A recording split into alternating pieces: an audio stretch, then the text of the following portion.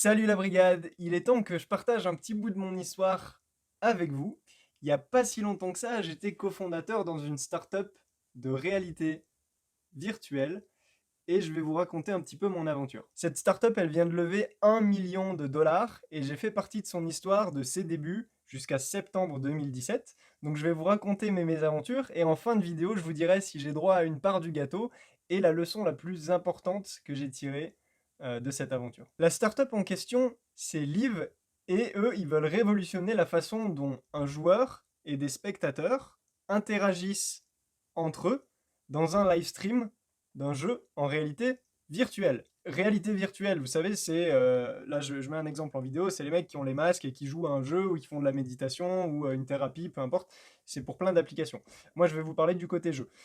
Le live stream, c'est une diffusion en direct de ce que le joueur est en train de faire. Si vous connaissez la plateforme Twitch, c'est un peu ce qui s'y passe dessus. Et le problème en réalité virtuelle, c'est que le joueur, il est dans son monde, il a son casque sur la tête. Du coup, pour interagir avec ses spectateurs, pour un streamer, ça peut être très compliqué parce qu'il n'a pas l'écran, il n'a pas le clavier, il n'a pas la souris sous les yeux. Donc vous voyez que ça, c'est un problème. Je vous mets un petit extrait fait par Liv qui va vous mettre dans l'ambiance. Let me show you another way to a better life, a better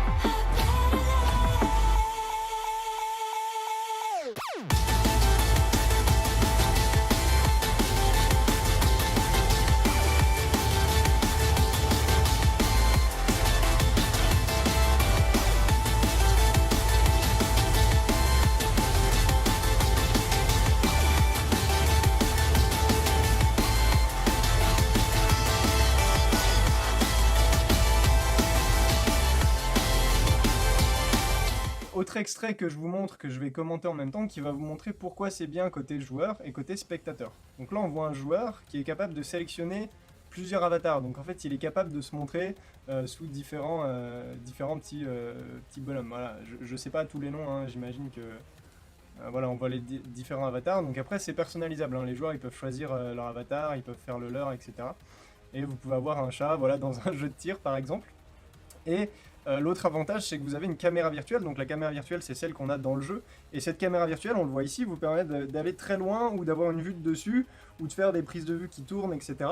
Pour que pour les spectateurs, bah, ils aient une idée du contexte général de ce qui se passe. Alors que souvent, la vue première personne, je sais pas si vous avez déjà regardé de la réalité virtuelle, mais quand c'est des jeux de tir où ça bouge un peu rapidement, c'est impossible de comprendre ce qui se passe et ça lasse assez vite. Il y a plein d'autres possibilités d'interaction, de fonctionnalités. Je ne vais pas tout vous détailler parce qu'après ça rentre vraiment dans les détails du sujet.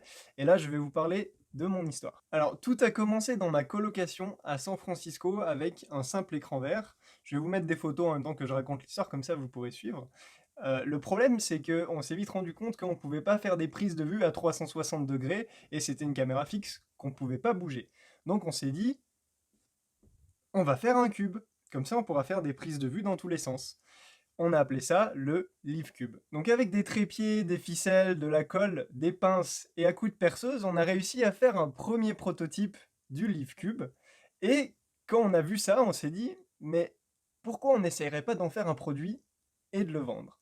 Donc, deuxième problème de l'aventure, c'était de le rendre un peu plus sexy que ce que c'était. On commence par créer un petit prototype avec des barres en fer, du tissu et de la pâte à fixe. Très important, la pâte à fixe.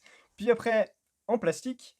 Et voilà, on s'est rendu compte qu'il fallait qu'on pousse un peu plus loin. Entre tous les ateliers de couture qu'on a fait, tous les ateliers d'aluminium, on avait enfin trouvé un bon compromis pour le cube qu'on a encore une fois pu tester dans des événements. Cette fois avec des joueurs, donc des gamers, dans des événements de gamers. On commençait à avoir un peu de demande et à voir les choses en un peu plus grand. Donc on a décidé de commencer à développer le logiciel qui nous aurait donné la mainmise sur tout le procédé. Donc on se dit, ok, ben, on va essayer de postuler à des incubateurs. On a postulé à Techstars, qui est l'un des meilleurs incubateurs aux États-Unis, et le comble, on est accepté. Mon visa US à moi des États-Unis, il était terminé, donc on s'est dit, bah écoute, bonne pioche, tu vas aller en Chine, tu vas développer le produit, comme ça on aura des coûts moindres et on pourra faire exactement ce qu'on veut.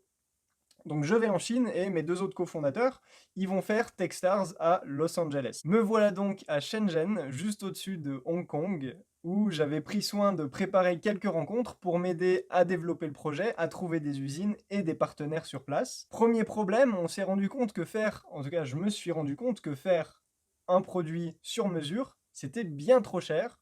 Donc c'était reparti pour la partie prototype. Il fallait trouver des choses qui se faisaient déjà, des structures pour le cube qui se faisaient déjà, et d'essayer de réduire les coûts au maximum en ayant le produit qui nous convient. Entre le tissu, le sol pour le cube, les lumières, la structure, j'ai dû recevoir, mais je sais pas, plus d'une centaine d'échantillons. J'avais une chambre en Chine, c'était le gros bordel dedans. C'était un atelier de construction, la chambre. Et du coup, moi, j'ai fait des découpes moi-même. Voilà, j'ai testé différentes usines pour trouver les bons partenaires. J'ai passé des heures et des heures à bricoler, tester, monter, démonter, dessiner, gommer, faire des prototypes, râler, trouver, contacter des usines, coudre, brancher des lampes, visser, dévisser, etc. Voilà, c'était un vrai atelier pour moi pendant des mois, pour au final avoir un premier prototype qui tient la route. C'était simple, efficace, léger, pas cher, transportable, bref, tout ce dont on avait besoin pour le cube. À cette époque-là, je sentais déjà que mes cofondateurs, ils étaient un petit peu distants avec moi. Je savais pas exactement encore pourquoi. Et je me disais que, vu que c'était proche de la fin, le programme Techstars, ils étaient en train de préparer, et c'est vrai, ils étaient très occupés, hein. Ils étaient en train de préparer le pitch final, la présentation finale qui nous permet de trouver des investisseurs. Donc le jour d'après cette présentation, j'attendais avec impatience leur appel, et ça y est, ils m'appellent, et ils m'annoncent que c'était la fin de l'aventure pour moi. Mais alors, pourquoi? Bah en fait, il y a plusieurs raisons à ça. Et déjà, quand on fait un programme, un incubateur comme Techstars, il y a beaucoup de remises en cause sur son entreprise, sur le futur et la route qu'on veut emprunter. C'est exactement ce qui s'est passé. En fait, il y a eu un pivot de l'entreprise. Et là, ce qu'on voulait faire, c'était abandonner le produit, le cube, parce qu'il ne nous donnait aucun avantage compétitif. Donc on a décidé de s'orienter sur la partie logicielle, qui là nous donnait vraiment un avantage compétitif et un côté unique. Et la troisième, c'était que au niveau visa, c'était compliqué, ça m'aurait pris des mois, voire peut-être des années, pour pouvoir retourner aux États-Unis, même si j'étais cofondateur dans une boîte américaine. Alors, j'étais dévasté. J'avais passé un an de ma vie sur un projet qui me passionnait, je m'étais donné corps et âme, et je voyais vraiment mon futur et surtout mon succès dans cette startup. J'avais cramé tout mon argent que j'avais gagné aux États-Unis, parce que juste avant de faire cette startup, je travaillais pour une petite startup. Ça fait beaucoup le mot startup, startup, startup. En tant que développeur web, j'avais pu mettre pas mal d'argent de côté parce que les salaires sont assez élevés aux États-Unis pour les développeurs web. Et tout cet argent, je l'avais cramé dans les prototypes, le logement, la bouffe, les billets d'avion. Enfin voilà, il me restait plus grand chose à la fin. Donc je me demandais bien ce que j'allais pouvoir faire. Au bout de quelques semaines, je me reprends parce que je suis une personne quand même qui est assez positive. Et il y a un truc qui m'intriguait, c'est que le Bitcoin, il commençait sa course folle vers les 20 000 dollars. Donc c'est bien grâce au Bitcoin que je me suis lancé sur la thématique de l'investissement. Je m'y suis lancé dessus déjà par numéro un, je vais pas vous mentir, hein, cupidité. Et deux, il y a quand même ma curiosité qui était attisée par ok, comment ça se fait que si j'avais mis 1000 dollars il y a longtemps, j'aurais je sais pas combien d'argent.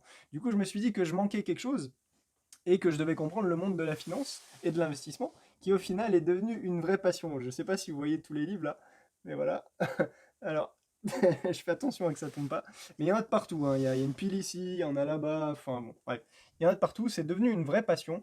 Donc, je rentre en France, je trouve un travail de développeur web, et sur le côté, pour le fun, je lance une chaîne YouTube avec Guillaume, la Brigade du Fric. Live, la startup, continue sa route. Ils m'ont laissé des parts dans la société. Je m'entends toujours très bien avec mes deux cofondateurs de l'époque, c'est des amis. Pour moi, c'est devenu une sorte d'investissement beaucoup plus passif. Et le petit plus dans ces 1 million de dollars, c'est que le cofondateur d'Oculus Rift a participé. Oculus Rift, c'est le casque de réalité virtuelle que Facebook a racheté. Si j'avais une leçon à vous transmettre de cette aventure, ça serait d'investir sur la chose la plus importante.